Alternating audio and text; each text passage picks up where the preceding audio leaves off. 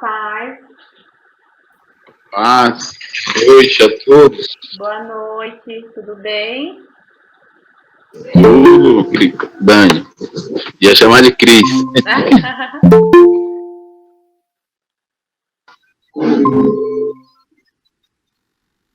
Paz, Sam, paz de Norá.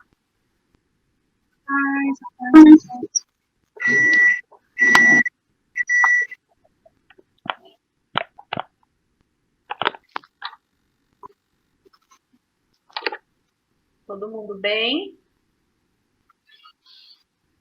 Bem. Tá bom, muito frio por aí. Um pouco.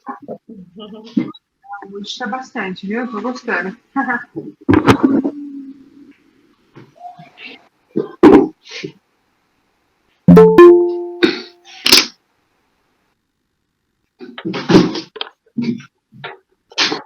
Vai ser.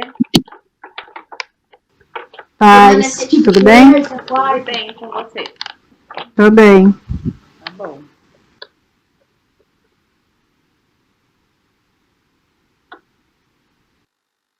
Esperar mais um pouquinho e aí a gente começa, tá? Eu acho que de quem está aqui, só a Sam teve essa aula já, né? Mais alguém já fez? História da igreja?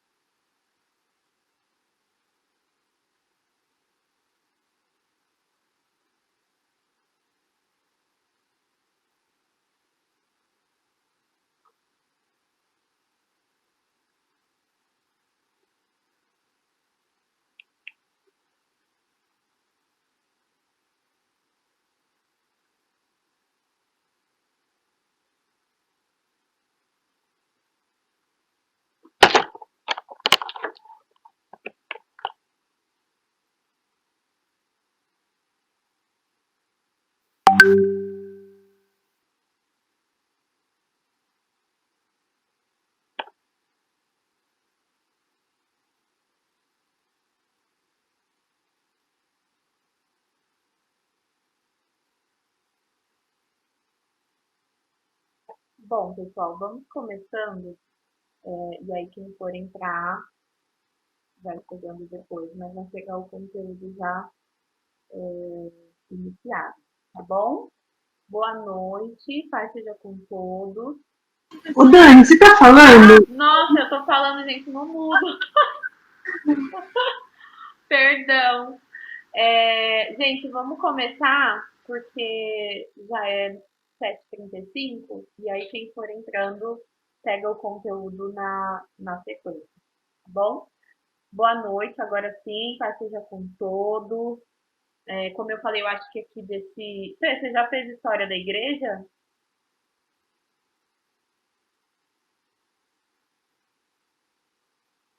Sim.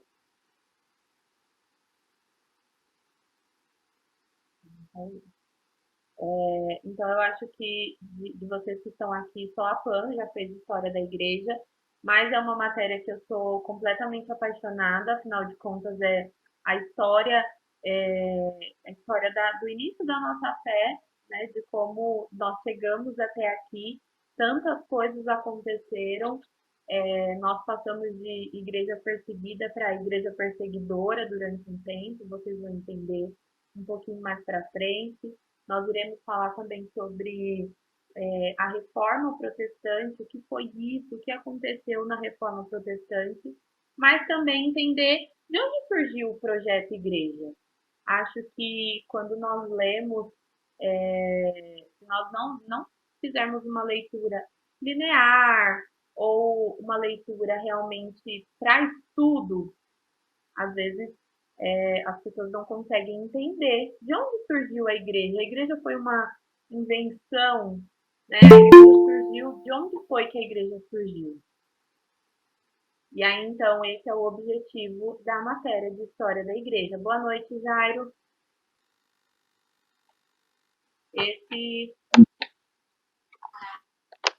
Esse é o objetivo da matéria de História da Igreja. Conhecermos mesmo de onde surgiu, como foi, o que aconteceu. O Novo Testamento, a gente sabe que ele tem um vínculo, né? O Novo Testamento ele é a resposta do Antigo Testamento, e a história da igreja ela vem lá de trás, inclusive do Antigo Testamento. Nós fizermos a nossa leitura do Antigo Testamento, a gente não consegue perceber onde é que o contexto de igreja entra aqui. Será que é apenas onde o templo, onde se fala do templo, do sacerdote? Onde se dá o contexto de igreja? E aí, então, nós precisamos entender. Alguém consegue ler aí para mim bem rapidinho, Gênesis capítulo 1, versículo 1?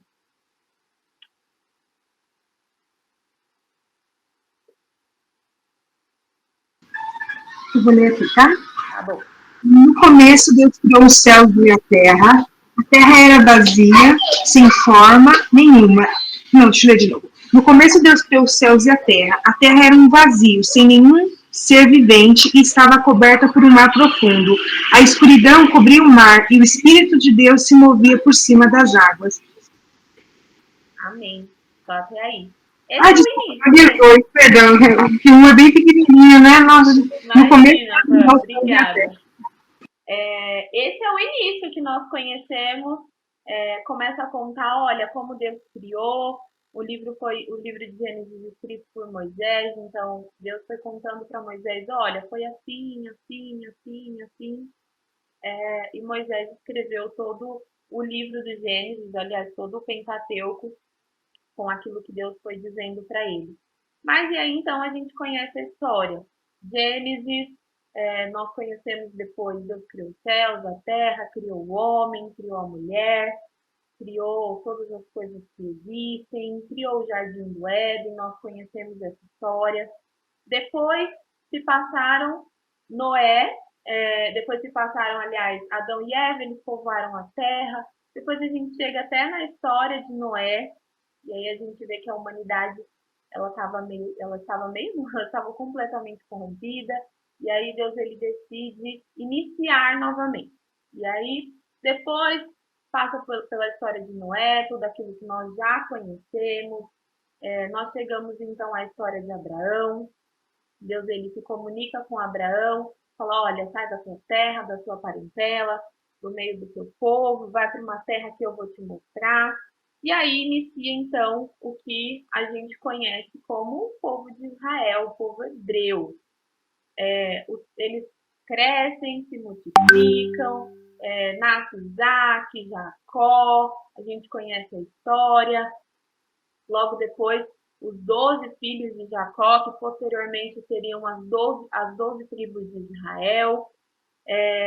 Desses 12 filhos que Jacó teve, um em especial foi vendido pelos seus irmãos, mas Deus tinha um trabalhar também, inclusive nesse processo de venda do próprio irmão. José ele vai parar na prisão, ele vai parar na casa de Potifar, vai parar na prisão, e depois ele vai parar, né, como governador do Egito. Conhecemos também essa história. Depois de José como governador do Egito, ele traz o seu pai, aquele encontro, parece até uma história cinematográfica. José ele reencontra os seus irmãos, que traz de volta o seu pai, toda a sua família, e aí então o povo fica lá estabelecido no Egito. Passam-se Faraó e o Faraó, já na época de Moisés, antes de Moisés nascer, aliás, ele já não concordava tanto com aquele povo estrangeiro, um povo tão numeroso e e tão próspero, vivendo lá, assim, de forma gratuita, vamos colocar assim. E aí, então, esse faraó começa a oprimir o povo, manda matar os meninos, vocês sabem da história. Vou ver aqui.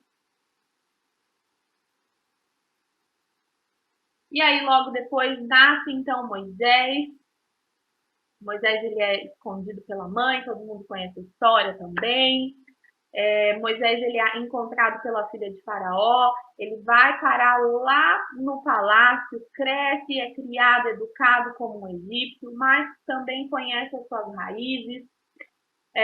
Moisés, ele foge, todo mundo sabe, depois ele retorna, porque Deus manda ele voltar para libertar o povo dos 400 anos de escravidão. Moisés junta aquele povo, vão para o deserto, eles rodam no deserto durante 40 anos, ficam rodando lá. Lá no deserto, Deus ele entrega os 10 mandamentos para Moisés. Logo depois, a gente vê a criação das tribos, divisão das tribos, das terras com Josué, e eles entram na terra prometida. Então, mais um monte de história aí acontece. Logo depois nós vemos, então, a era dos juízes, que aí vem Débora, vem Sansão. Logo depois tem a história de Ruth, uma história tão pequenininha e tão importante, que é a introdução ali da linhagem, enfim, de uma das partes da linhagem de Davi.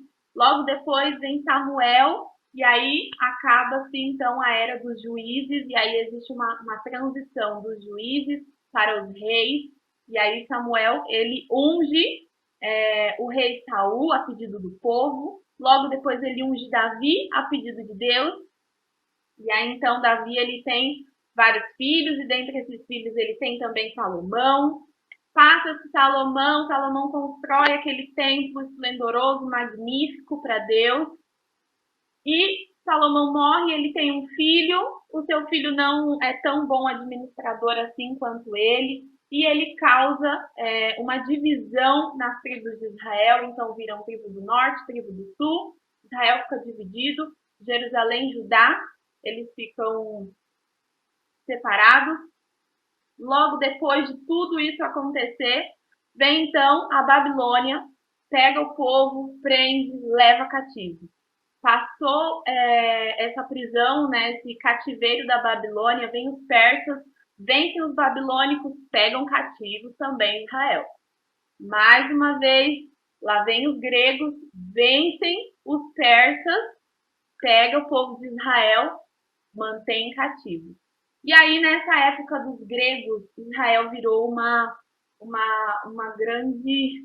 Já estava uma grande confusão, mas eu li um pouco, estudei um pouco sobre o período que os gregos tiveram o poder, né, sobre Israel, e as culturas são bem distintas, são bem diferentes. Então, os jogos gregos que os gregos tentaram introduzir dentro da cultura de Israel, ficou bem redundante essa frase, introduzir na cultura de Israel, não foi nada aceito, porque é completamente assim, o oposto, enfim, das culturas mesmo. E aí, então, a partir disso, vem o que eu acredito que vocês já tenham ouvido falar, que foi a Revolução, a Guerra dos Macabeus, que aí era uma comunidade, né, um povo que era mais tradicional, que seguia ali fielmente, tradicionalmente, a religião judaica, a cultura judaica, eles se revoltam com tudo aquilo que estava acontecendo. Uma das coisas que, para os judeus, eles não comem carne de porco, porque o porco é considerado um animal impuro, então eles não tocam, né, nisso. E os gregos, eles, ao contrário, eles tentaram introduzir ou até fazer sacrifícios no templo com porcos, enfim. Alguns historiadores contam isso e foi, sim, acho que o ápice para que acontecesse, então, a guerra liderada por um homem, né, que ficou conhecida como a Guerra dos Macabeus. E aí, então, Israel volta, né, para os seus trilhos ali, para os seus eixos, até que vem um homem do Império Romano, e aí Roma, ela vem e com toda a sua formosura, vamos colocar assim, com toda a sua beleza, com toda a sua tecnologia, e aí Roma fica responsável e toma então Israel e fica governando Israel. É importante ressaltar o porquê que tudo isso aconteceu. Por que as pessoas queriam tanto aquela parte ali do Oriente Médio? Principalmente porque é uma grande rota de comércio. Principalmente naquela época que as estradas não tinham estradas, né? Era por mar. Então era uma rota muito boa de comércio para chegar e para sair. Então era interessante para que Roma tivesse o poder, né, daquele espaço em si. E aí, então, Roma, nesse cenário, toma conta, e uma das características do Império Romano é que eles obviamente, né, estavam governando uma nação que não era deles, mas eles faziam de um jeito para que as pessoas simpatizassem, mais ou menos assim, para que as pessoas simpatizassem com eles, para que não fosse nada extremamente imposto. Mas, então, eles permitiam que as nações que eles passavam a governar continuassem com a sua religião, que passassem a continuar com a sua língua, com as suas tradições. Claro que também o Império Romano traz algumas coisas para dentro de Israel, e aí algumas misturas. Então, fica ali uma situação de Roma está no poder, mas vocês podem continuar aqui vivendo com a Paz Vânia, boa noite. Vocês podem continuar aqui vivendo com as tradições que vocês já tinham, certo? E aí, então, antes de Roma tomar o poder, acontece o que na nossa Bíblia, deixa eu pegar a minha aqui, vamos abrir para vocês mostrar.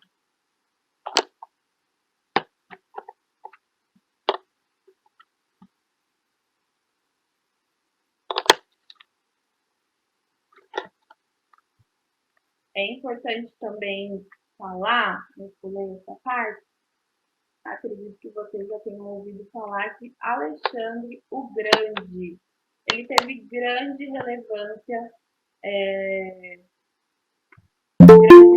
na língua grega dentro de Israel. Quando Jesus nasce, a língua que é mais falada no país é o grego. Isso porque Alexandre o Grande, quando esteve sob o controle, né, quando ele controlou Israel, ele impôs isso, que a língua principal ali fosse a língua grega, certo? Isso porque Alexandre o Grande ele foi criado e educado, aliás, né, por Aristóteles, um filósofo grego, e aí então o que ficou conhecido como o período helenístico. Não sei se todos também já ouviram falar este termo, mas foi trazido por Alexandre o Grande. E aí ele aí acontece essa junção de o porquê que as pessoas falavam tanto grego, né? Quando nós lemos as cartas de Paulo, nós vemos que Paulo, ele era judeu, mas ele falava grego. Nós vemos que Lucas, ele consegue se comunicar de forma fácil com os outros discípulos, também com Paulo, com os outros judeus. Então, o grego era uma língua muito conhecida e uma língua muito falada naquela época. Claro que não era o grego que se fala na Grécia hoje, era o grego koiné, que inclusive Alexandre o Grande pediu né? Vou colocar assim, pediu para que a Bíblia hebraica fosse traduzida para o grego, que então ficou conhecida como a Septuaginta.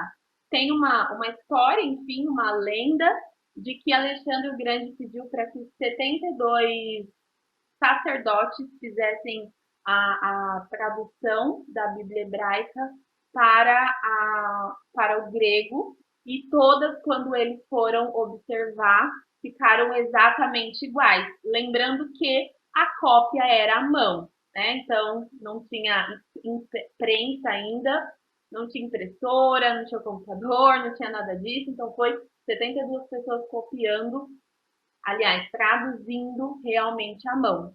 Então, tudo isso acontece e na nossa Bíblia tem uma folhinha aqui, ó, a minha tá completamente em branco, aliás, deste lado está escrito Novo Testamento, mas é uma página em branco. Todo mundo sabe o que ela significa? Vamos lá, alguém que não sabe, fala aí se você não sabe, já ouviu falar, sabe o que significa, sabe por que essa página tá aí, pode conferir na sua Bíblia também. Todas as Bíblias precisam ter essa página em branco. Alguém quer falar? Dani, é referente ao silêncio de Deus? Isso mesmo. Essa página em branco, para quem não sabe, ela representa os 400 anos que Deus ficou em silêncio. Então, o último livro que nós temos no Antigo Testamento é Malaquias. Logo depois deste período, não foi relatado nenhuma vez que Deus falou com alguém. Não que Deus não tenha se manifestado, que Deus se manifestou. Inclusive, durante esses 400 anos, várias coisas aconteceram e aconteceram debaixo da permissão de Deus, para que quando Jesus viesse, fosse um cenário propício para que acontecesse, então, o ministério de Jesus, para que acontecesse a expansão do Evangelho, para que acontecesse, então, a ascensão, a criação realmente da igreja, e aí que a gente chega. E eu contei tudo isso, fiz esse pequeno panorama do Antigo Testamento, muito superficial, mas para explicar que várias coisas aconteceram, e acho que um dos primeiros passos, logo depois da criação do mundo, da criação do homem e da mulher, foi a queda, o que nós conhecemos como a era da inocência, a dispensação da inocência. E aí, então, lá atrás, na dispensação da inocência, que existe essa queda, existe essa ruptura, o homem, então, ele é separado do Senhor, ele é separado ali de Deus, né, de falar face a face com o Senhor. Desde então, Deus, ele vem, o Antigo Testamento, ele vem inteiro prometendo que Jesus viria, preparando o caminho para que Jesus viesse. Deixa eu passar aqui o meu slide, para não ficar na mesma tela para vocês. E aí, quem quiser tirar um print, eu vou mandar o arquivo também lá no grupo, tá? Mas então, tudo acontece no Antigo Testamento, que vem acontecendo ao longo de cada ano que se passou, cada livro que a gente lê, cada história, cada profeta, uma preparação para o que iria acontecer assim que Jesus viesse. Vamos ler também, Fã, você consegue ler aí, por favor, Isaías capítulo 9? Consigo. Isaías 9. Tá bom, eu não vou comprar pizza, não. Vou guardar. Não vai comprar pizza, a gente não vai comprar pizza. Primeiro mesmo, Dani? Sim. Isaías 9. Mas a aflição dos que estiveram sofrendo vai acabar. No passado, Deus humilhou a terra das tribos de Zebulon e de Naphtali. Mas no futuro, ele tornará famosa essa região, que vai desde o mar Mediterrâneo até a terra que fica ao lado do leste do Rio Jordão, isto é, a Galileia dos pagãos. Essa? Mais? Pode ler. O povo que andava na escuridão viu uma forte luz. A luz brilhou sobre os que viviam nas trevas. Tu, ó Deus, aumentaste esse povo e lhe deste muita felicidade. Eles se alegraram pelo que tens feito, como se alegram os que fazem as colheitas ou como os que repartem as riquezas tomadas na guerra. Tu arrebentaste as suas correntes de escravos, quebraste o bastão com que eram castigados. Acabaste com o inimigo que os dominavam, assim como no passado acabaste com os midianistas. As boas barulhentas dos soldados e todas as suas roupas sujas de sangue serão completamente destruídas pelo fogo. Pois já nasceu uma criança, Deus nos mandou um menino que será o nosso rei, e ele chamará de Conselheiro Maravilhoso, Deus Poderoso, Pai Eterno e Príncipe da Paz. Amém. Amém? Amém. Gente, de quem que Isaías está profetizando aí? Essa profecia aconteceu, ela se cumpriu, e de quem que Isaías estava falando? Vamos lá, ver se todo mundo prestou atenção. Jesus. Isso mesmo. Isaías estava profetizando a vinda do Messias. E ele relata vários acontecimentos que a Fã leu a partir do capítulo 1. Várias coisas aconteceram. E aí, então, Deus ele estava preparando o mundo para que Jesus chegasse. Então, quando Jesus chega, qual é o cenário? O cenário é que Roma tinha dominado boa parte aí do mundo, tinha estabelecido a sua tecnologia. Uma das principais contribuições de Roma para que Jesus viesse, nós iremos falar sobre isso, foi o sistema de estradas, porque a gente precisa pensar, eles não tinham esse recurso. Roma criou, foi assim, a pioneira com a tecnologia da criação de estradas. Então, quando Jesus nasce, esse sistema já existe. E o que facilitou muito a expansão da ministração, da pregação do evangelho, essa foi uma das coisas. Uma outra coisa, a língua que os gregos trouxeram para Israel. A gente também vai falar isso mais para frente. Mas isso também contribuiu para que quando Jesus chegasse, uma língua praticamente comum, que muitas pessoas conheciam, que era falada por muitos, facilitasse então a ministração e a expansão do reino assim, de uma forma mais abrupta, mais que conseguisse alcançar realmente mais outras pessoas. Então, para explicar, né, para introduzir o que nós iremos falar sobre a história da igreja, eu quero muito que vocês entendam, então, quando Jesus nasceu, ele nasceu naquela época justamente porque tudo estava preparado para que ele viesse, para que o ministério de Jesus ele tivesse de forma efetiva um alcance, um impacto no mundo, certo? Então algumas coisas precisariam acontecer. Talvez se Jesus tivesse vindo na época de Abraão, o alcance não teria sido tão grande, porque a gente não tinha um sistema de estradas, porque a comunicação talvez ficaria mais difícil. Então, Deus, com a sua infinita sabedoria, preparou o mundo para que Jesus viesse na época, justamente na época que ele veio, certo? Então, eu coloquei aqui a importância de estudar a história da igreja, principalmente porque ela nos levará a conhecer as sociedades que estiveram em contato ao longo do tempo, assim como nós falamos. Vamos falar também mais um pouquinho, vamos falar mais para frente, aliás, sobre os mártires, falaremos também sobre essa divisão aí de cristão protestante, cristão católico, falaremos também sobre a igreja que era uma vez perseguida, passou então a ser perseguidora. A gente vai passar um pouquinho nas viagens missionárias de Paulo, iremos entender qual foi a importância do ministério de Paulo para a história da igreja, certo? Deixa eu mudar aqui o slide. Alguém tem alguma dúvida? Quer acrescentar alguma coisa do que eu falei até aqui?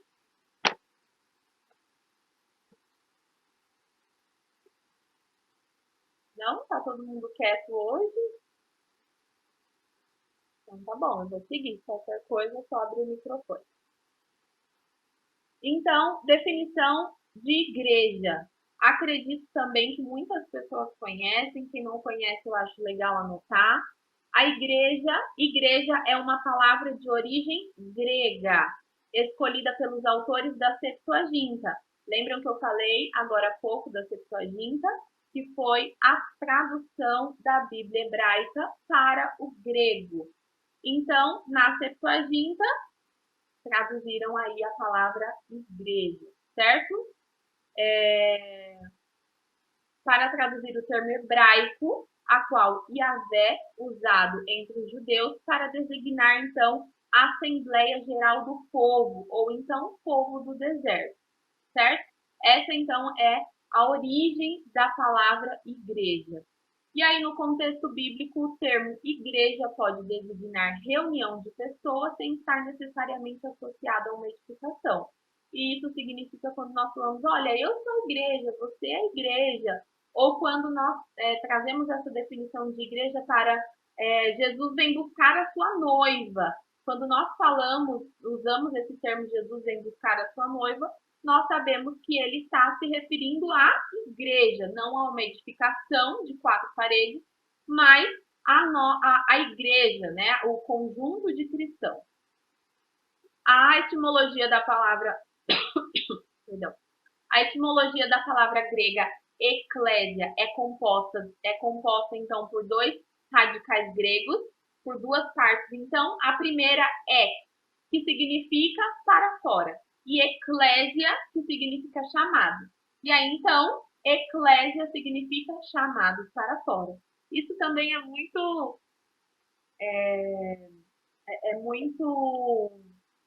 profético, né? Chamados para fora. E realmente, Jesus nos chamou para alcançarmos os perdidos, para alcançarmos as pessoas lá fora.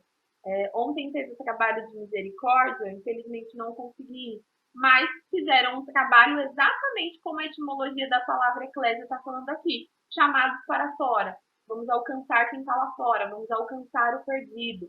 Esse é o trabalho da igreja, né? Levar a palavra para quem está perdido, cuidar das pessoas que precisam se achegar, levar o evangelho de Jesus, certo? No Novo Testamento, a palavra igreja aparece por diversas vezes, sendo utilizada como referência a um agrupamento de cristãos e não a edificações, assim como eu falei. Então, quando Pedro estava preso, enfim, nós vemos nessa história uma das primeiras vezes, se eu não me engano, quando a Bíblia relata falando assim, olha, e a igreja, e os cristãos, o ajuntamento, né, e as pessoas se reuniam no treinamento de célula, tem uma coisa que é muito falada, porque o Novo Testamento nos ensina que a igreja precisa, o evangelho, né, a igreja mesmo precisa acontecer de casa em casa e também no templo. Então, é isso que a igreja primitiva, principalmente, nos deixou de herança, nos ensinou a fazer. Olha, vocês precisam ministrar de casa em casa, mas também no templo. Então, eu sou apaixonada pela célula, porque a célula é realmente a eclésia acontecendo, os chamados para fora acontecendo. Isso não tira de forma nenhuma a importância de estarmos reunidos no templo, né? A Bíblia fala de casa em casa e no templo. Então, isso não anula de forma nenhuma a ideia que algumas pessoas, enfim, infelizmente, têm construído de que não precisam de uma igreja, não precisam estar juntos, não precisam mais ter comunhão. Apesar de a igreja ter esse significado, né, a palavra, a etimologia da palavra, ter esse significado chamados para fora, nós também precisamos estar em comunhão dentro, certo? Vou mudar aqui o slide. E aí, como eu já falei para vocês, inclusive está anotadinho ali Isaías 9, para quem quiser ler depois com calma. Mas eu já falei um pouquinho dos 400 anos de silêncio.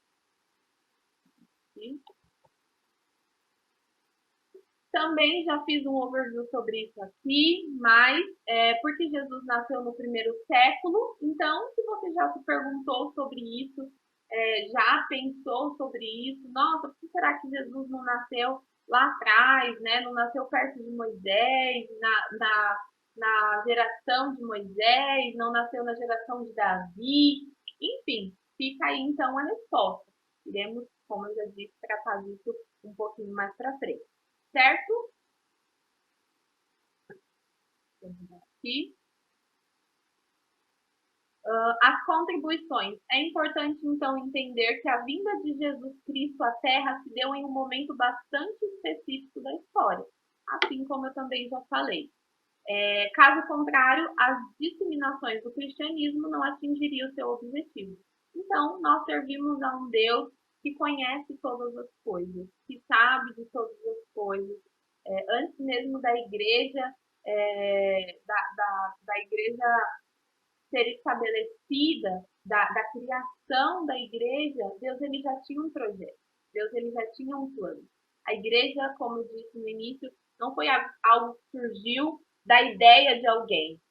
Não, a igreja é um plano do Senhor. A igreja é um plano de Deus, um plano que Deus instituiu e estabeleceu para nos alcançarmos, para alcançar a humanidade, para levarmos a salvação de Jesus e a partir da salvação de Jesus nós nos reconectarmos novamente com o Senhor. E o homem ser redimido, né, de todo pecado, enfim, e viver a promessa de morar na eternidade. Certo? Vamos dar aqui. 3 povos relacionados à vinda de Cristo no ambiente do primeiro século. E aí, para quem quiser anotar, como eu falei, os gregos, os romanos e também, claro, os judeus, certo? A junção que o evangelho fosse pregado no primeiro século, depois na Judéia, Samaria e confins da terra. Então, quando a Bíblia sempre trata confins da terra, está falando de nós, que não nascemos em Israel. Então, nós somos os povos dos confins da terra, que fomos alcançados através do evangelho de Jesus. E através também, claro, da igreja primitiva, certo? Os gregos, então, a contribuição deles, como eu já disse, foi a língua. A contribuição grega para a propagação do cristianismo se deu no seu âmbito intelectual, mesmo conquistados politicamente pelos romanos, no entanto, influenciaram a cultura, a maneira de pensar dos romanos. Lembram que eu falei que Alexandre o Grande ele foi educado por um filósofo grego. Então, teve também aí os gregos contribuíram para também com o Império Romano e, claro, para que tudo isso acontecesse, Jesus viesse no período correto, certo? Deixa eu ver aqui.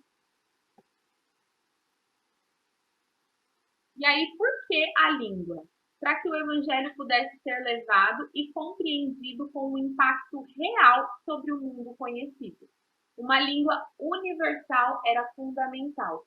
E aí, nesse caso de língua universal, a maioria dos países que foram conquistados ali por Roma, eles falavam uma língua comum, uma língua que todos conheciam, assim como eu falei.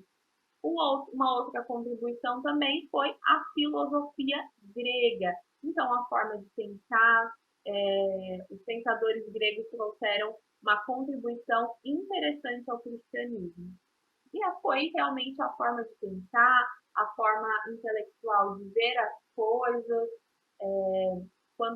E é interessante quando nós estudamos um pouquinho de teologia bíblica e nós passamos a ler a Bíblia enfim, de forma social, buscando essa visão social, entender, ou buscando a visão cultural do que estava acontecendo naquela época, a gente consegue perceber, então, de forma mais específica, todas essas contribuições. Então, quando a gente lê lá atrás, no Antigo Testamento, na época de Moisés, por exemplo, e a gente vê as definições que Moisés trazia sobre o mundo é completamente diferente das definições que Paulo trazia sobre o mundo, porque o conhecimento da época de Paulo já era mais avançado do que o conhecimento da época de Moisés.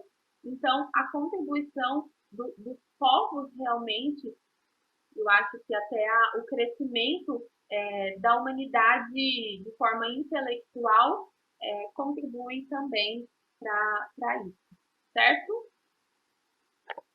Vamos dar aqui. O Império Romano, então, as contribuições dos romanos no âmbito político, assim como eu falei, tem algumas séries na internet, na Netflix, inclusive, tem uma série sobre o Império Romano, É claro que algumas coisas não se aproveitam, mas outras coisas se aproveitam, principalmente conhecer um pouco mais sobre a cultura, é muito, muito interessante.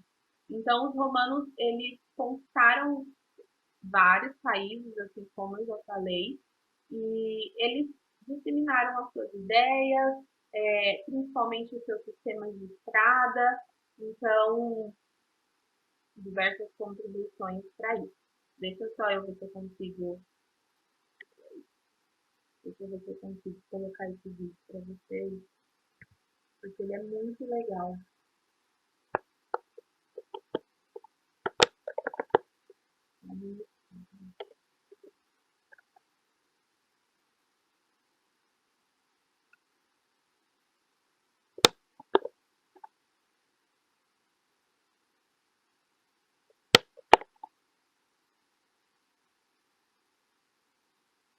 Ele saiu do ar.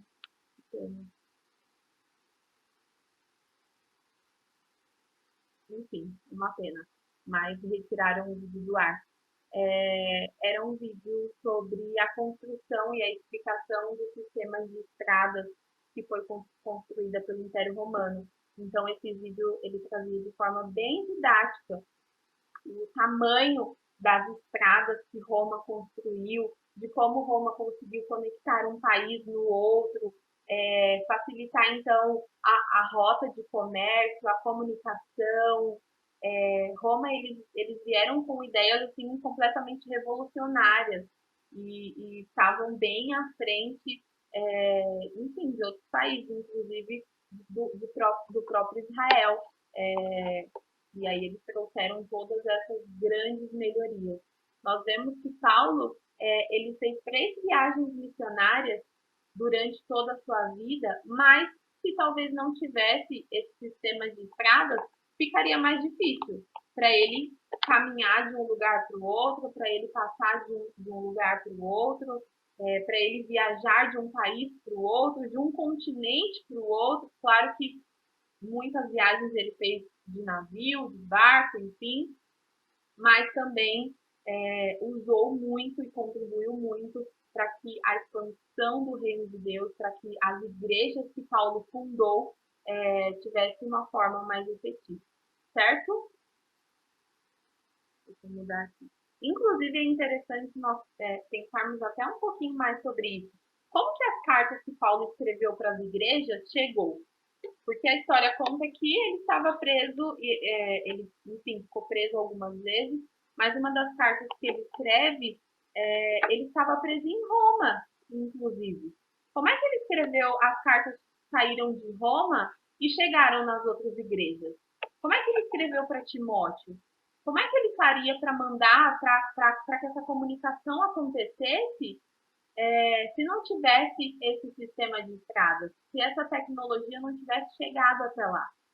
Então, essa parte foi realmente assim, de extrema importância para que o alcance do evangelho fosse de forma mais abrangente, certo? Vou mudar meu slide aqui. Então, Roma contribuiu com a unidade, movimentação livre. E isso de movimentação livre é interessante também, porque quando nós lemos em Neemias, é claro que em um outro contexto, basicamente em um outro contexto, eles estavam também sob o domínio de uma outra nação, na época de Neemias, sobre a nação, sobre o domínio dos persas, mas Neemias, quando ele sai, ele pede autorização do rei para que ele voltasse para reconstruir Jerusalém. Ele pede, não sei se todos já observaram isso na história, mas ele pede cartas. Ele falou assim: olha, me dá cartas para que quando eu passar por tal lugar, a pessoa, o guarda, enfim, ele me deixe passar. Então, com Roma já era diferente. Era um sistema livre, movimentação livre de estradas, certo? Coisas que já na época de Neemias não tinha de forma tão fácil. O exército também e a desilusão religiosa. Deixa eu mudar aqui. E os judeus, obviamente, também tiveram aí uma contribuição para que o mundo estivesse preparado quando Jesus nascesse, e a contribuição dos judeus, assim como os gregos e os romanos, eles contribuíram, obviamente, através da religião. Muitas coisas hoje, nós cristãos protestantes, ou cristãos católicos, cristãos ortodoxos, enfim, algumas coisas nós não seguimos assim, na risca, na regra, como os judeus. Por exemplo, a nossa vertente, cristãos protestantes, quadrangulares, nós comemos carne de porco normal. Uma outra denominação já não consome carne de porco, mas de onde veio essa herança? Os judeus também não comem carne, certo? Então, com a religião eles contribuíram de uma maneira bastante forte, na medida em que tanto os judeus como os cristãos compartilham do texto sagrado.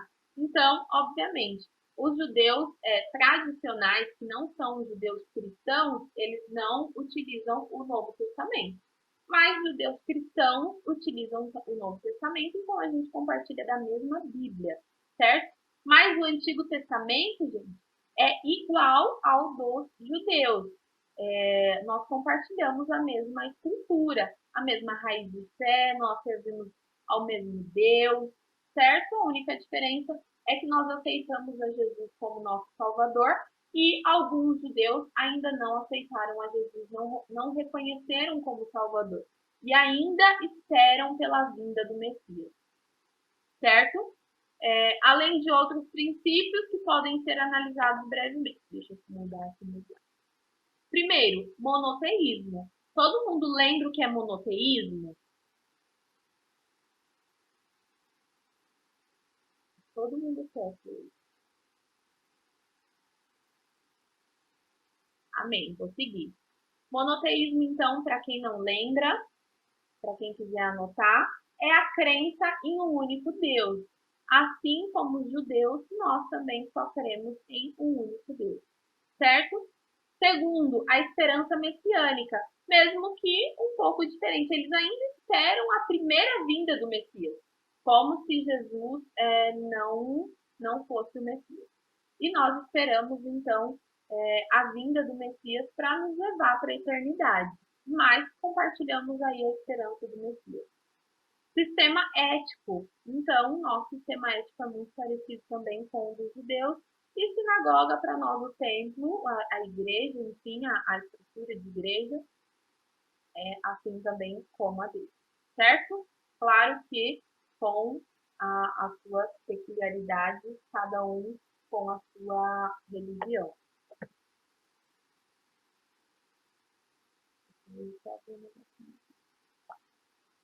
E aí, então, nós seguimos para a Idade Antiga e os seus períodos. Então, a Idade Antiga, o primeiro período, ele é classificado de 33 a 100 depois de Cristo, e 33 por quê? Após o ministério de Jesus, certo? E a característica desse período foi a igreja de crescimento rápido e grandes sinais.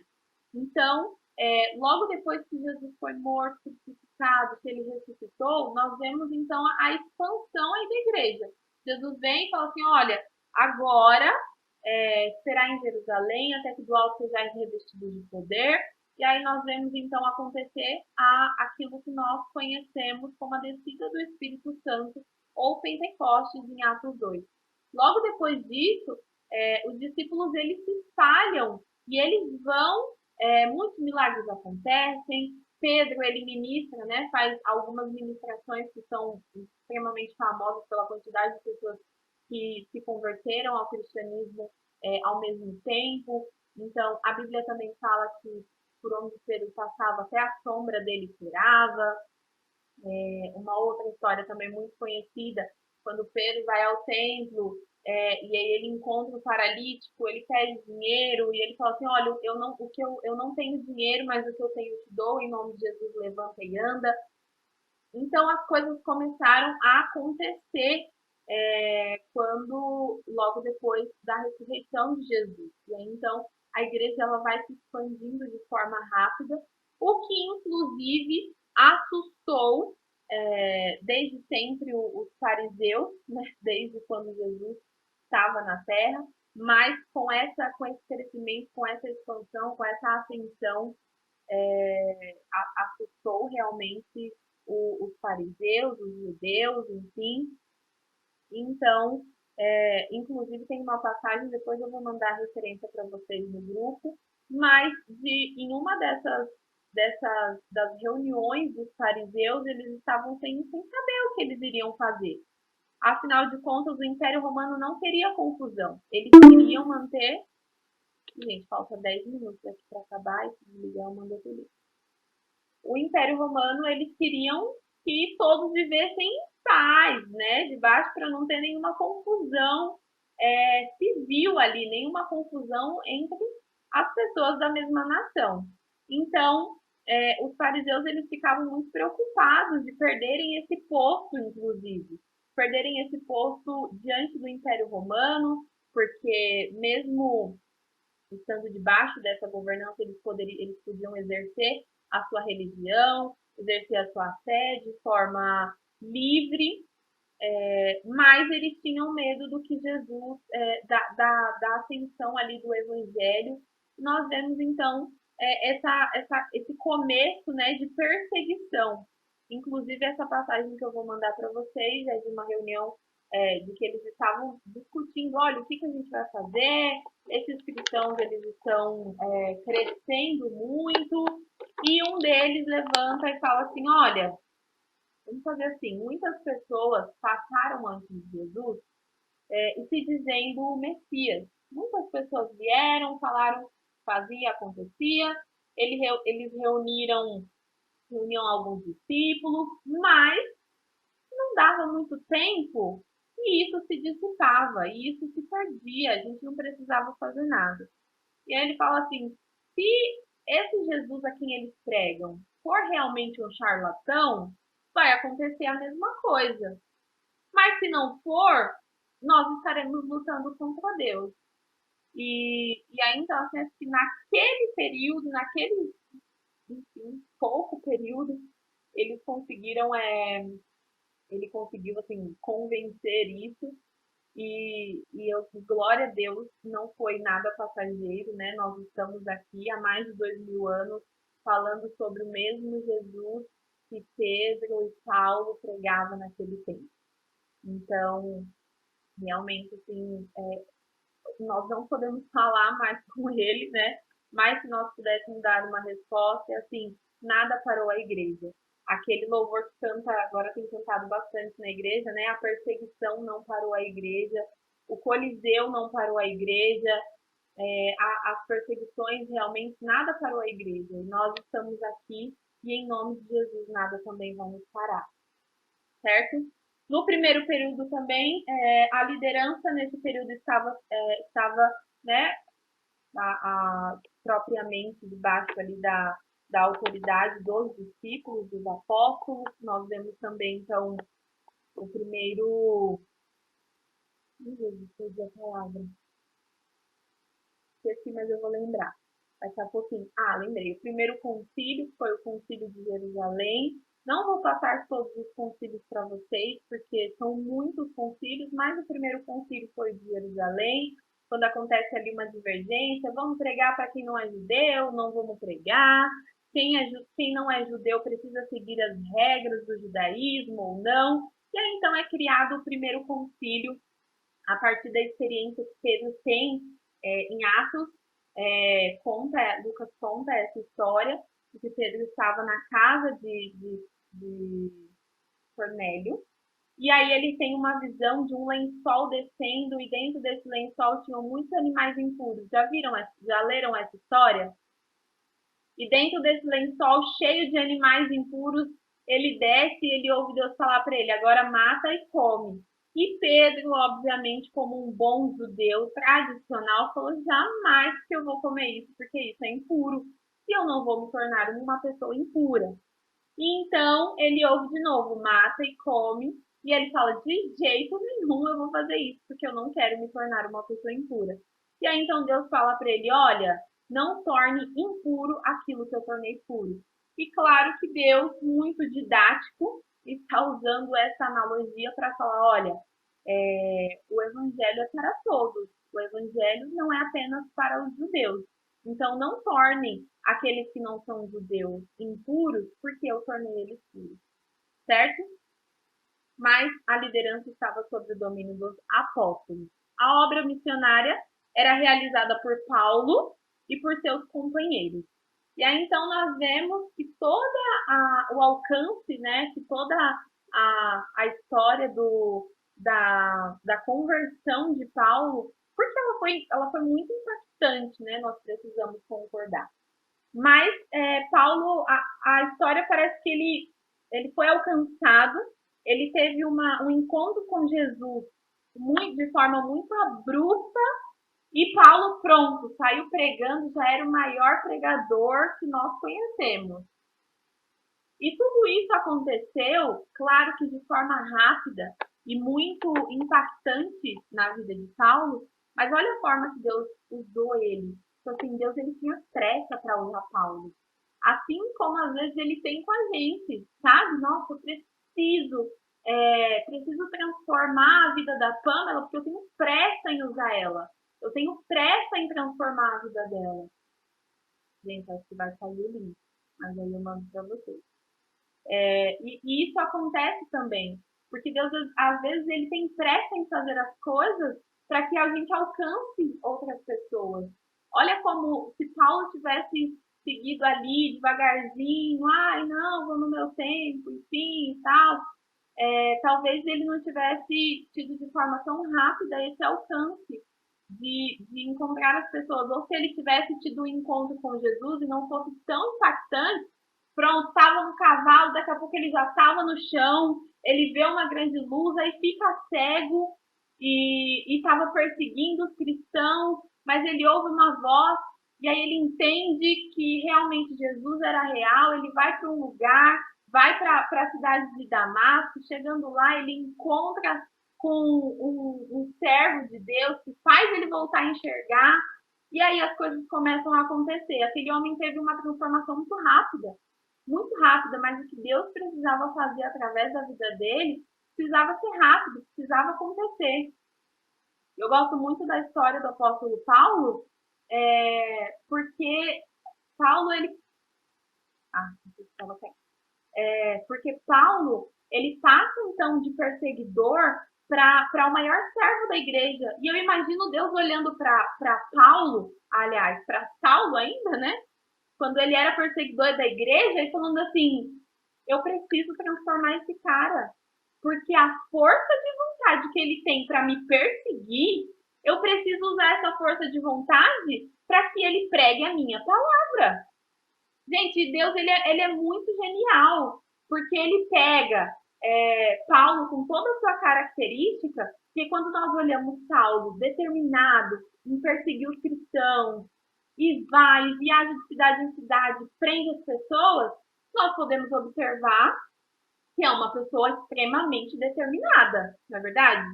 E aí Deus transforma aquele cara e usa toda aquela determinação que estava sendo usada para uma coisa ruim, ele muda e usa para uma coisa boa. E eu tenho certeza que quando a gente olha para uma história dessa, a gente pode se enxergar às vezes, porque eu me enxergo um pouco nessa história. De assim, tudo aquilo, todas as minhas características que são características boas que eu usava para coisas ruins, hoje Deus ele pegou tudo e falou assim, não, você não vai mais usar para coisa ruim não, agora você vai usar para o crescimento e expansão do meu reino. É claro que não estou me comparando com o apóstolo Paulo, gente, pelo amor de Deus. Mas eu acredito que isso deve ter acontecido também com vocês. De assim, eu preciso transformar essa vida para que essa vida passe agora a ser usada no meu reino. Então Deus ele transforma Paulo de uma forma muito rápida, rápida assim, né, para nós agora lendo, mas de uma forma muito impactante para que tudo isso acontecesse, para que o ministério de Paulo também fosse impactante. Então, essa já é uma resposta de Deus para nós. Se nós fomos transformados, se nós fomos alcançados, Nós precisamos agora, olha, qual característica que Deus colocou em mim? Quais são os meus dons e os meus talentos? Tudo isso agora que eu usava antes para coisa ruim, agora eu preciso usar para boas coisas, para coisas certas, para coisas do Senhor.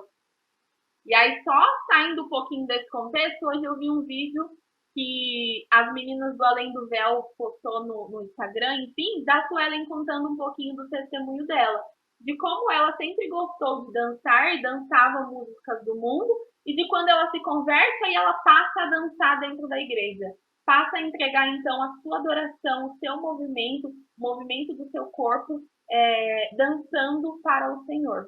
Então é isso que Deus. E aí eu estava falando da Suelen. Então, eu acredito que tenha sido assim com vocês. Deus pega tudo aquilo que nós usávamos antes para o mundo, todo o nosso dom, as nossas características, aquilo que nós usávamos para o mundo, para que hoje a gente contribua para a expansão e o crescimento do reino de Deus. Certo?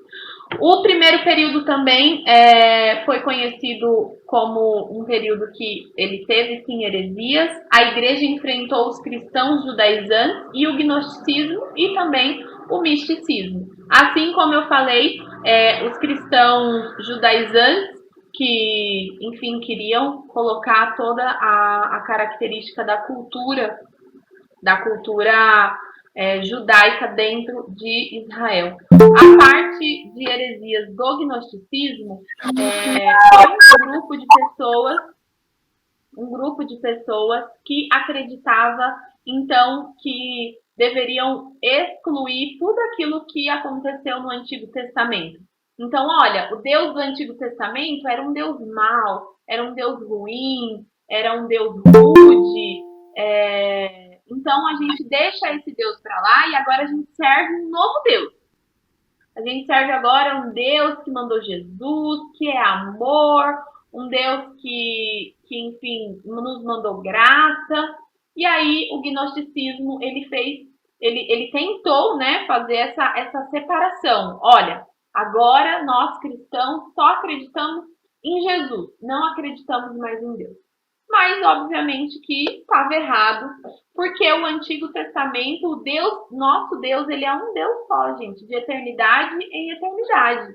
Nós não temos um Deus do Antigo Testamento e um Deus do Novo Testamento. Não, nós temos um Deus, que ele é de eternidade em eternidade.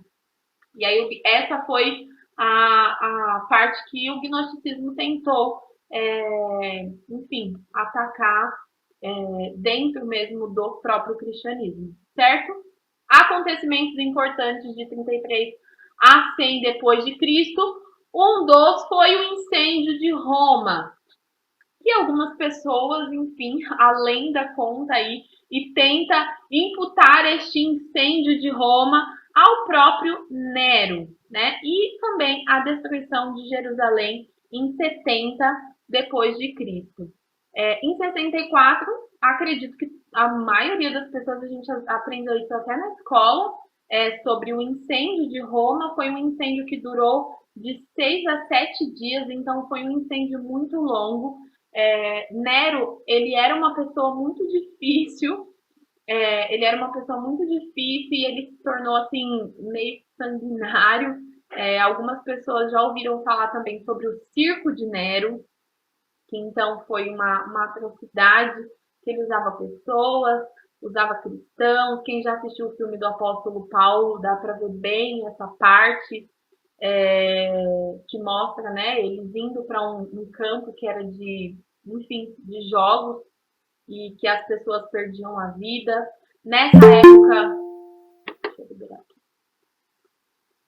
época também, os cristãos eles eram amarrados, né? Assim, quando um cristão ele era reconhecido, ou a pessoa declarava sua fé em Jesus, e a pessoa era presa, obviamente, e depois era amarrada em postes para iluminar a cidade.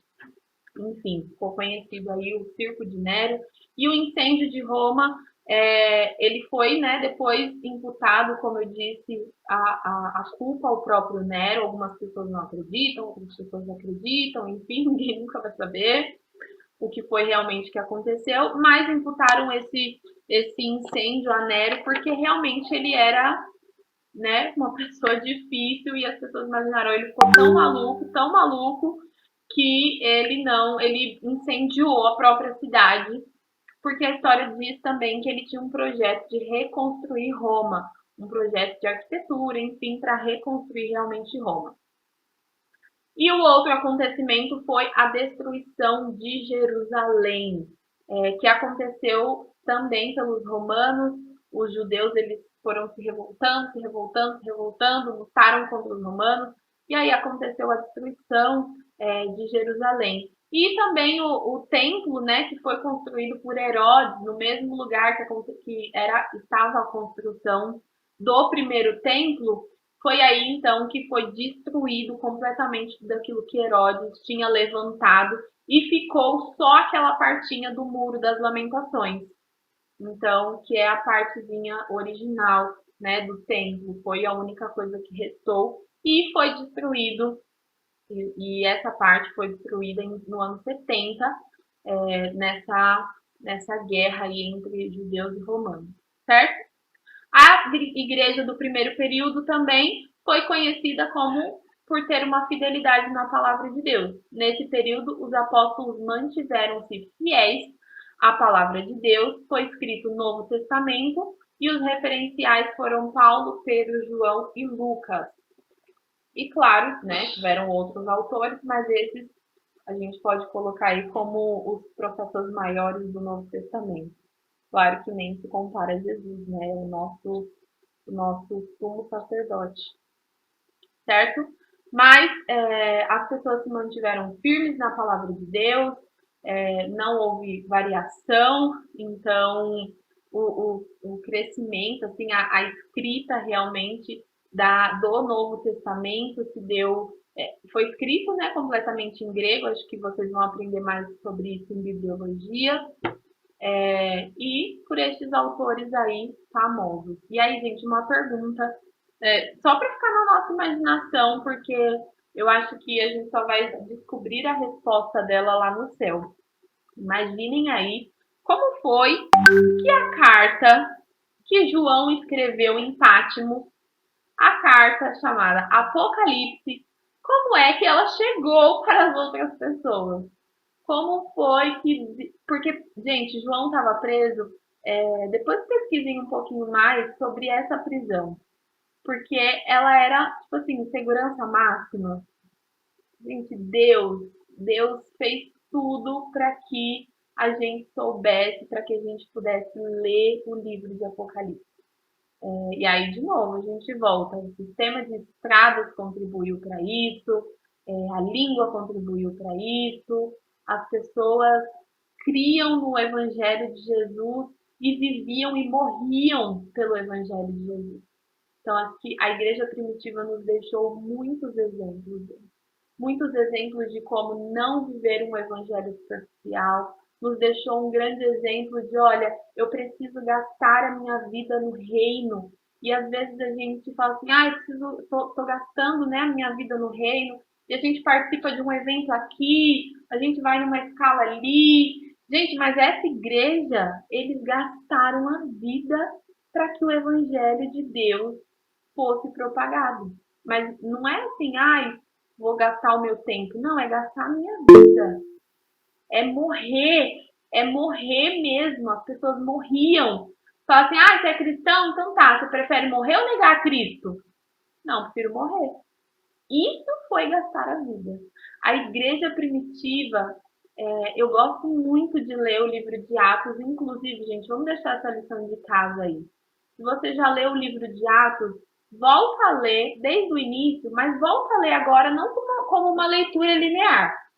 Volta a ler como uma leitura histórica. Então, Atos capítulo 1, capítulo 2, capítulo 3, enfim, o que foi que aconteceu? A gente sabe que foi Lucas que escreveu, beleza. Lucas escreveu, mas o que ele está contando aqui? Comece a imaginar, porque Lucas ele foi testemunha ocular. Quando ele escreveu o Evangelho, ele foi testemunha ocular de algumas coisas. Mas outras coisas ele não foi testemunha ocular, ele não estava lá para ver o que aconteceu. Então, ele pegou relatos. Aí, pare para imaginar agora. Lucas perguntando, sei lá, vamos imaginar que ele conseguiu entrevistar Maria, mãe de Jesus. Ele vem, Maria, me conta aí, o que foi que aconteceu? Me conta o seu relato. Eu vou escrever aqui o que foi que aconteceu. Porque Lucas escreve sobre o nascimento de Jesus. Como é que ele soube disso? Ele pegou o relato de alguém. E esse relato foi de alguém que ou foi a própria Maria, ou foi de alguém que estava ali, gente, juntinho.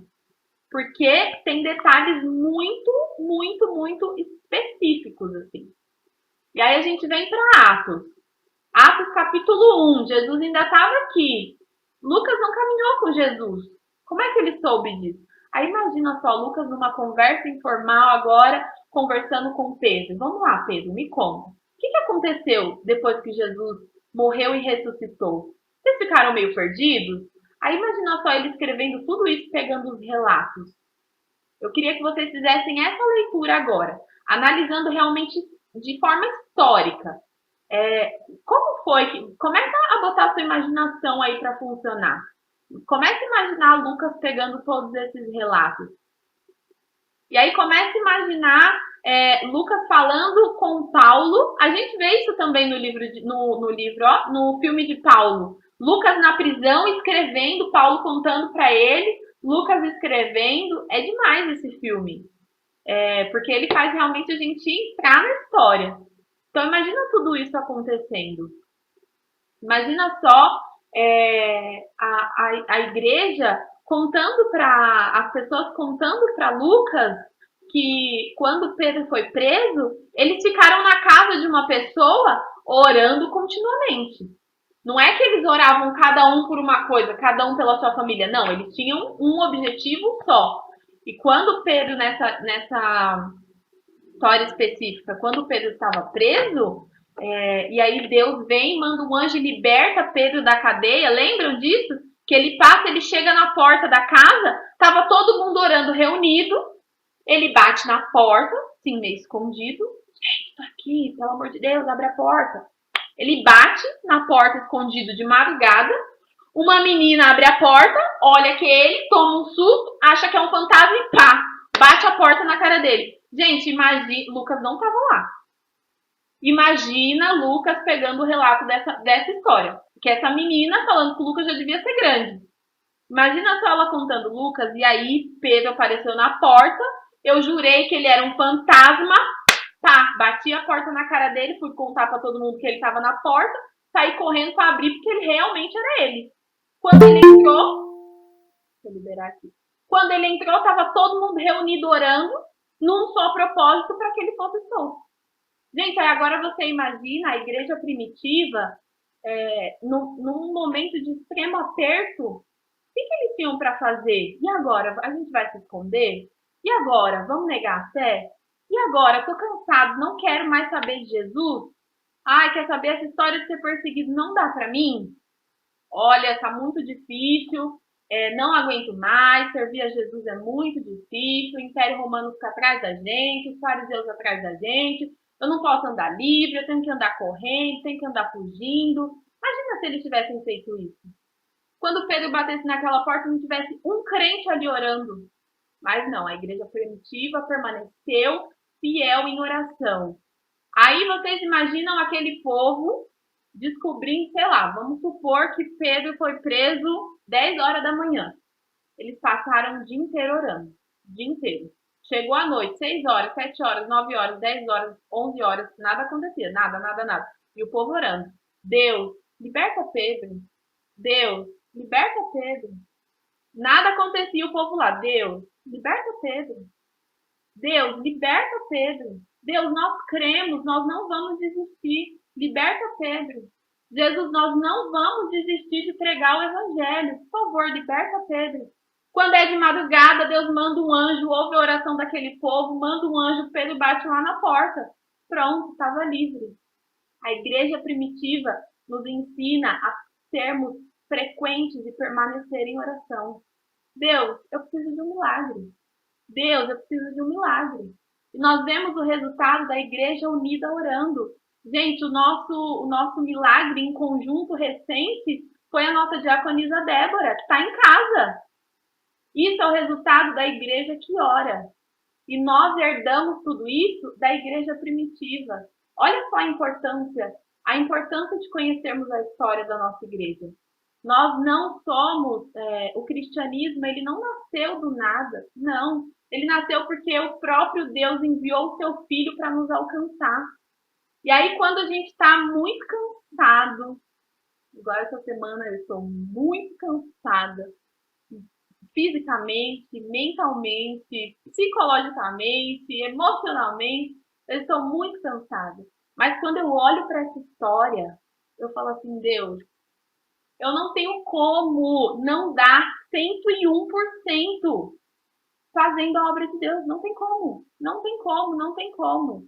Não tem como, porque eu fico com vergonha olhando para esses cristãos da igreja primitiva, eu fico com vergonha do meu cristianismo raso. Então, nós precisamos aprender muito com a igreja primitiva.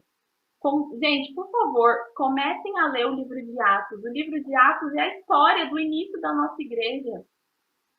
Quando eu falo nossa igreja, estou falando da igreja cristã no total, não só da igreja quadrangular, tá? Mas o livro de Atos, ele está completamente recheado e rico. Eu vi, inclusive, um Reels no Instagram esses dias, claro que era uma brincadeira, mas era uma menina lendo uma carta bem brava, e aí estava escrito assim, se essa carta fosse para as igrejas de hoje, fosse uma carta de Paulo para as igrejas de hoje, nós precisamos, obviamente, todos os dias, nos fortalecermos na palavra de Deus, porque quando a gente se depara com esse tipo de exemplo, e o caldo vai engrossar mais, gente. O caldo vai engrossar mais um pouco, porque nessa época também, a gente lê a história do primeiro mártir que o Novo Testamento conta. Estevão. Pronto, gente. Ele estava pregando, lá vem as pessoas xingando ele. Gente, ele faz o capítulo da morte de Estevão, se eu não me engano, são 2 capítulos que contam a história de Estevão. E aí Estevão vem, o que ele faz? Ele falou assim, olha, tá bom, vocês não concordam comigo, mas eu vou explicar para vocês. E aí ele vem com um panorama lá de trás, né? Eu não tirei esse panorama que eu fiz lá no início do nada, não. E aí Estevão vem com um panorama, gente, desde a criação do mundo. Ele vem, tal. Isso aconteceu por causa disso, isso aconteceu por causa disso, isso aconteceu por causa disso. Aí ele chega até Jesus. E as pessoas ficam enfurecidas, porque era um demônio mesmo, né? Tampou a visão das pessoas para que elas não pudessem enxergar, porque estava tão claro e explícito. E as pessoas ficaram com tanto ódio de Estevão e começaram a apedrejar ele. E Estevão, gente, cheio de graça e cheio do Espírito Santo, fala assim, Jesus, perdoa ele. Ele estava morrendo, gente. E ele fala, Jesus, perdoa eles, porque eles não sabem o que fazem. E hoje, infelizmente, às vezes a gente tem dificuldade de perdoar por coisas tão menores do que levar uma pedrada na cabeça. Mais uma vez, a história da igreja primitiva vem e nos dá uma chapuletada, nos dá uma bofetada do que nós precisamos e como a igreja hoje precisa ser. Certo? Alguma dúvida? Alguém quer acrescentar alguma coisa aqui?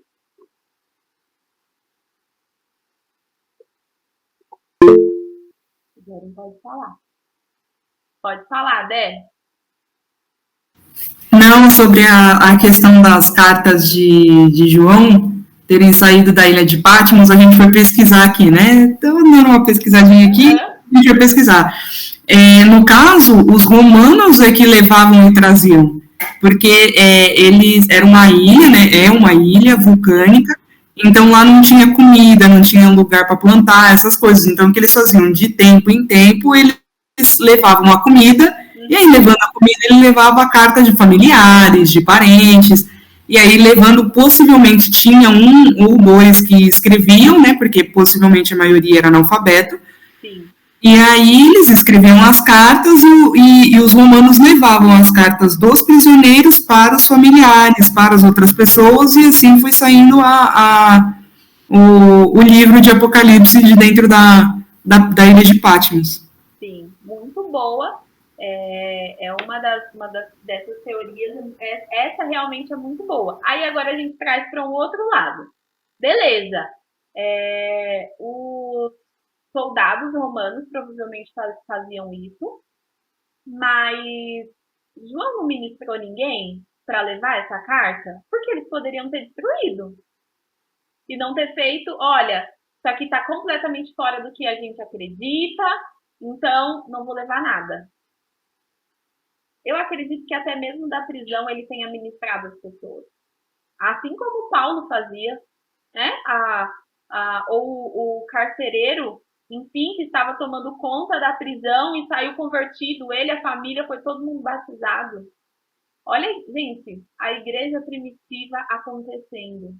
É aquilo, é o que nós precisamos viver diariamente, para que a próxima geração seja tão impactada, assim como nós fomos, por conta do evangelho que nós iremos transmitir para eles.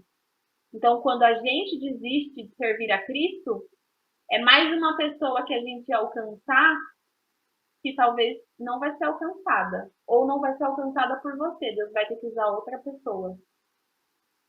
Amém? Grupos religiosos atuantes do primeiro século em Israel. O primeiro que eu coloquei aqui são os escribas, ficaram conhecidos nas páginas do Novo Testamento como os doutores da lei. Então, tem até a referência aí, depois se vocês quiserem ler. E a definição, né, o nome já define propriamente o que eles faziam. Eles eram escribas, eles escreviam, enfim, os textos sagrados, as próprias escrituras, certo? Os fariseus, que eu acho que é o grupo que a gente mais fala e mais conhece, que é descrito no Novo Testamento. Então, fariseu deriva de um vocabulário hebraico que significa separado. Domina um grupo de judeus extremamente apegados à Torá, o livro sagrado dos judeus. Também tem mais referência aí. Formavam entre o povo judeu uma espécie de comunidade à parte. Eles eram a elite do povo e não se misturavam. Escribas e fariseus eram simpatizantes entre si. Então, eles se davam bem, mas os fariseus tratavam todo mundo como a ralé. E eles eram os santos ungidos escolhidos de Deus. Não sei se todo mundo aqui, mas eu tenho certeza que algumas pessoas aqui assistem The Chosen e dá para ter bastante essa ideia, né, de como eram os fariseus. Eles não chegavam perto das pessoas, enfim, mais humildes. Inclusive, tem um capítulo que é o da Maria Madalena, que ela estava endemoniada e eles mandam um fariseu lá, os romanos não sabem o que fazer, ela está destruindo tudo, eles mandam um fariseu lá para expulsar o demônio dela. Ele não consegue expulsar, mas fica meio com nojo, não queria chegar perto, não queria se misturar, não podia nem entrar naquele bairro, não podia ser visto ali. Então dá bem para ter essa ideia na série, explica de forma bem lúdica para a gente entender. E também os saduceus. Os saduceus compunham uma das mais importantes e influentes seitas judaicas, muitas vezes em oposição tanto política quanto teológica aos fariseus. Esta seita era amplamente construída pelos elementos mais ricos da população. Entre os seus componentes, encontrava-se os sacerdotes mais poderosos, mercadores prósperos e classe de aristocracia da sociedade. Então, os saduceus eram os ricos, era a comunidade rica, mas que também discutia ali teologia, política. Inclusive, já fazendo um gancho nisso, vocês conseguem observar que grande maioria dos tópicos que a gente falou aqui tem quezinho em cidadania? Tem uma partinha, porque o governo romano, o Império Romano, o Império Grego, as diferenças políticas, as diferenças políticas que depois traziam para o contexto de vida social das pessoas, o seu direito de ir e vir, a forma de crescimento da sociedade. Então, lá de trás já tem um tema de cidadania sendo inserido ali, certo? Deixa eu mudar aqui. Mais alguns grupos. Gente, eu vou ler esses aqui e a gente finaliza por hoje e começa e dá continuidade na semana que vem, tá bom? Inclusive, eu vou entender com a Ana se nós teremos aula semana que vem, porque a semana que vem é feriado prolongado, né? Feriado, aliás, na quinta. Talvez alguém vá viajar na sexta-feira, enfim. Talvez a gente cancele a aula da semana que vem e dê continuidade na próxima. E aí nós teremos mais 3 aulas, tá bom? O próximo grupo aqui eram os herodianos, mesmo sendo caracterizados como uma associação ou grupo político e tendo a antipatia do povo, os herodianos mantinham um contato direto com os saduceus numa manobra política para eliminar Jesus. Então, nós vemos essa história em Marcos, capítulo 12. Deixa eu, inclusive, abrir aqui para a gente ler. Rapidinho. Essa referência é legal.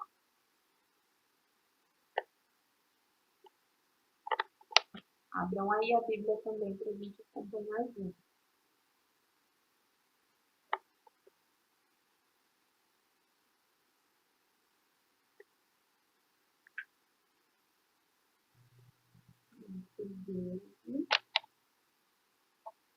E enviaram-lhe alguns dos fariseus e dos herodianos para que o acompanhassem em alguma palavra.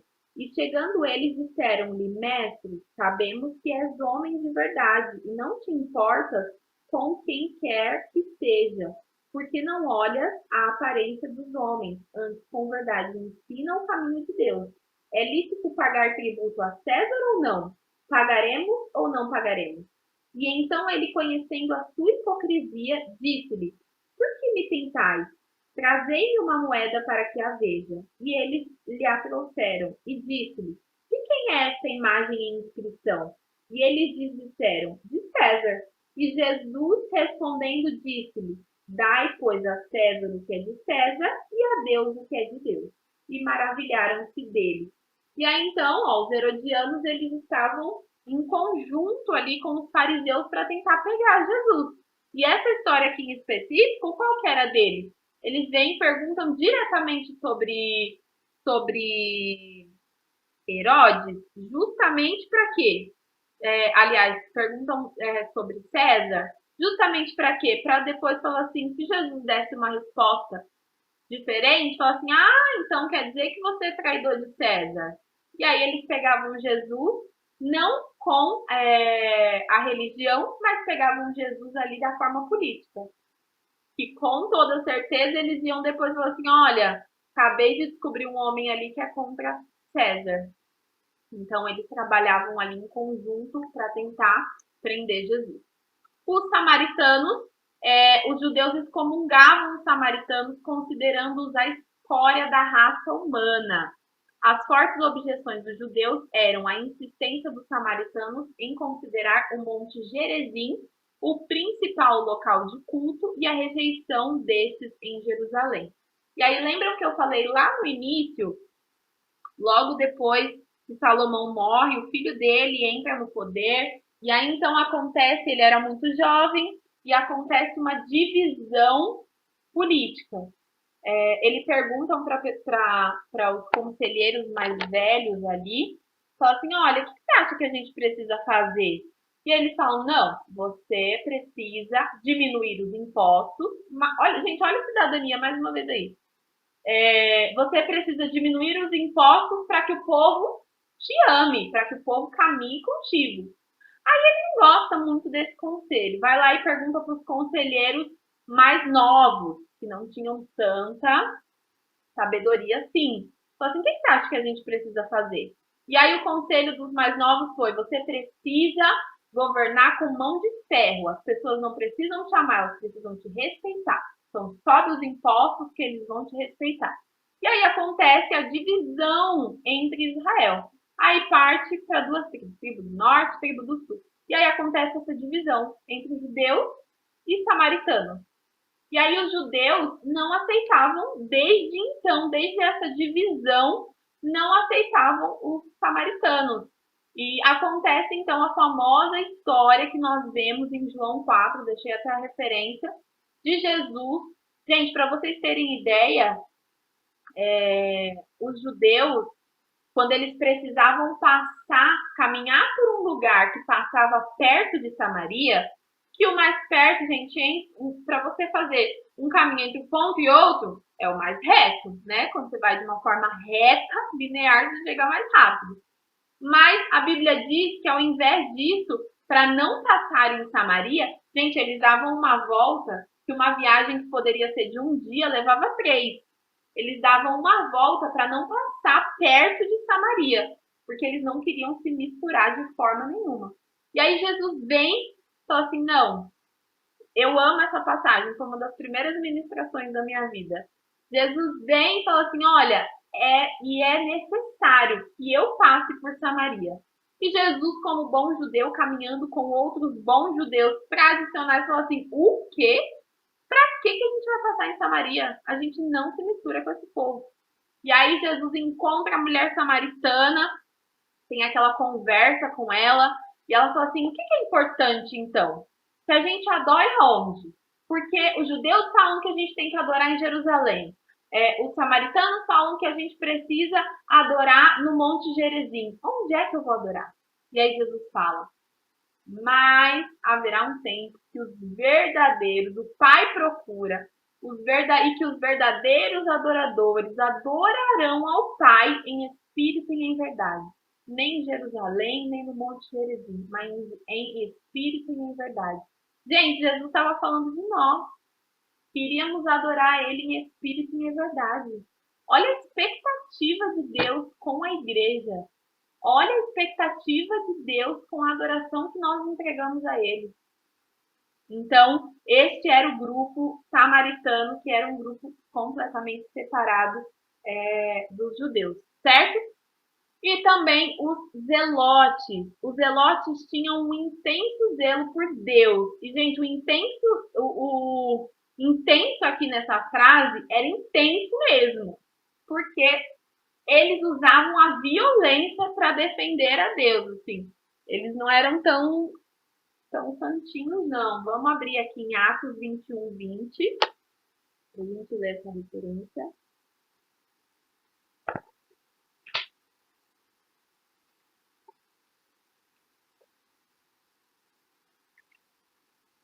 Atos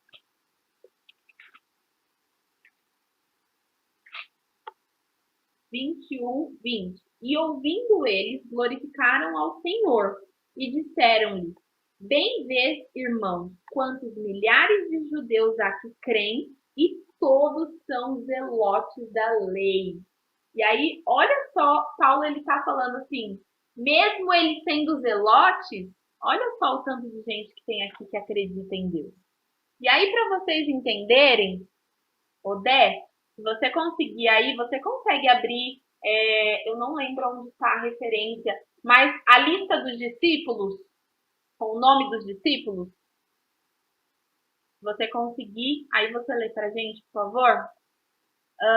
Os zelotes eram um grupo religioso marcado com características militaristas e revolucionários, que se organizou opondo-se à ocupação romana em Israel. Também eram designados sicários sanguinários, devido ao punhal que levavam escondido, com o qual atacavam os inimigos. Então, eles eram extremistas, gente. Não hesitavam em usar a força, a violência e as intrigas para alcançar o seu objetivo, que era libertar a nação de Israel do jugo estrangeiro. Achou, Dé? Se achou, pode ler. Achei aqui em Mateus 10, do 1 ao 4, e tem Ana, tá aí? Não, pode ler. Tá, só para ler as outras referências, tem Marcos 3, do 13 ao 19, e Lucas 6, do 12 ao 16. Tá bom, pode ler. E aí começa, tendo Jesus chamado os seus 12 discípulos, deu-lhes autoridade sobre os espíritos imundos para os expulsar e para curar todo tipo de doenças e enfermidades. Ora, os nomes dos 12 apóstolos são estes: primeiro Simão, chamado Pedro, e André, seu irmão, Tiago, filho de Zebedeu, e João, seu irmão, Filipe e Bartolomeu, Tomé e Mateus, o publicano, Tiago, filho de Alfeu, e Tadeu, Simão, o Zelote, e Judas Iscariotes, que foi quem o traiu. Amém. Então, vocês viram aí... Perdão, Dede, repete, por favor, o nome do Zelote. Simão, o Zelote. E nessa lista, gente, uma coisa, vamos ver lá se vocês conseguem pegar aí essa referência. Nós temos um Zelote, que era Simão, e nós temos também Mateus. O que Mateus era? Publicano. E o que os publicanos faziam? Vamos ver se alguém... Coleta de impostos. Cobrador de impostos. Logo, Mateus, o publicano, ele era simpatizante de Roma. Ele trabalhava a favor de Roma, certo? E nós acabamos de ler aqui que os zelotes, o que eles faziam com quem era romano, com quem trabalhava a favor de Roma? O que os zelotes faziam? Por que eles ficaram conhecidos como sanguinários? Matavam essas pessoas, agrediam. Exatamente.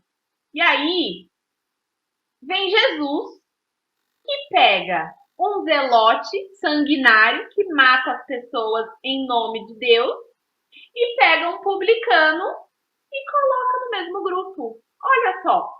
Porque, com toda certeza, Jesus, ele gostava de resolver conflito. E um dia, quando eu estava fazendo o meu devocional, exatamente desse texto que a Débora leu para nós, eu comecei a ler essa lista de discípulos e eu já tinha lido várias vezes e ela não me dizia nada. Uma lista do nome de pessoas. Só que quando eu fiz essa pesquisa sobre o que cada grupo desse queria dizer, e aí eu li de novo essa referência, eu falei, bom, pera lá.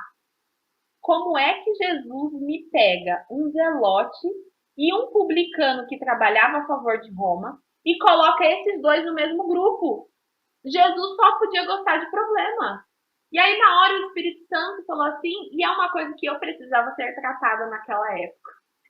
O Espírito Santo falou assim, eu peguei duas pessoas que levantavam e defendiam bandeiras diferentes. E eu fiz com que elas renunciassem às suas crenças militantes de antes e que elas levantassem uma bandeira em comum, a bandeira do Evangelho de Jesus. E aí, naquela hora, o Espírito Santo falou assim, quais são as bandeiras que você defende? A única bandeira que eu, Daniela, preciso defender, é claro que tem bandeiras de ética que a gente levanta, enfim, obviamente, mas a minha principal bandeira, a primeira coisa que é pela qual eu preciso lutar e defender, é a bandeira do Evangelho de Jesus. E aí eu falei assim, meu Deus, o Evangelho de Jesus, ele é tão transformador, que ele faz com que as pessoas deixem para trás aquilo que elas acreditavam, aquilo que elas defendiam, para defender uma coisa só. E aí essas duas pessoas tão diferentes podem viver em harmonia, né? Talvez eles tenham umas discussões, mas a partir de então viverem em completa harmonia, porque foram totalmente transformados por Jesus. Amém? E o último aqui, para nós finalizarmos, o último grupo, os publicanos. Costumava-se dizer só os publicanos são ladrões. Ladrões por quê, gente? Imagina só. As pessoas... Você pode falar.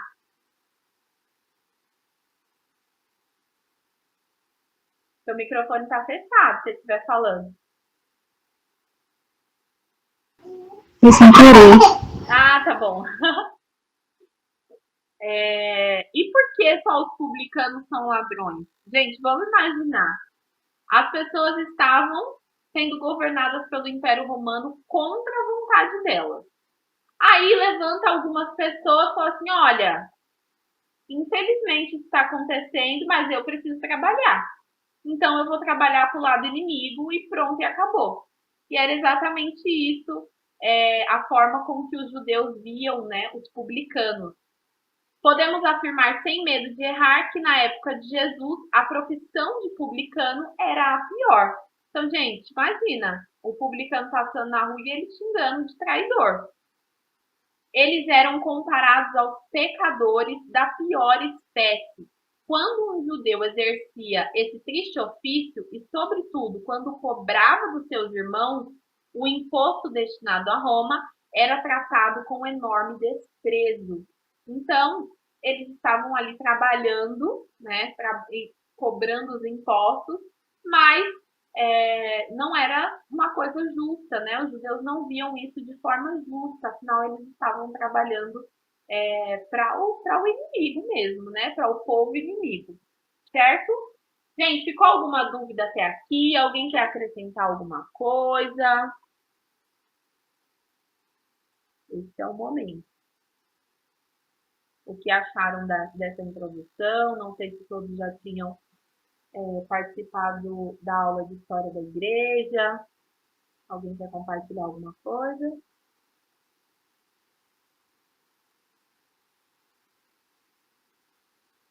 Não? Então tá bom. Vamos encerrar. Abram aí, por favor, a câmera para a gente tirar uma fotinho. Mandar para a Ana Flávia poder fazer a chamada.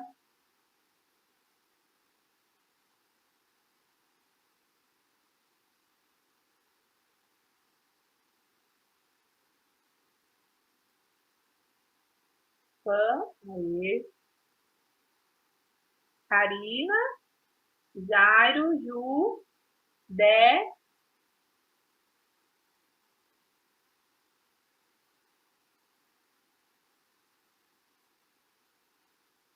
Oi, Gra.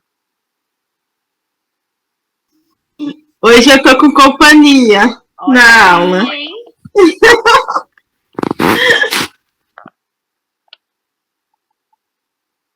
Prontinho, gente. Vou mandar lá no grupo. Fiquem com Deus. Tenham um ótimo final de semana.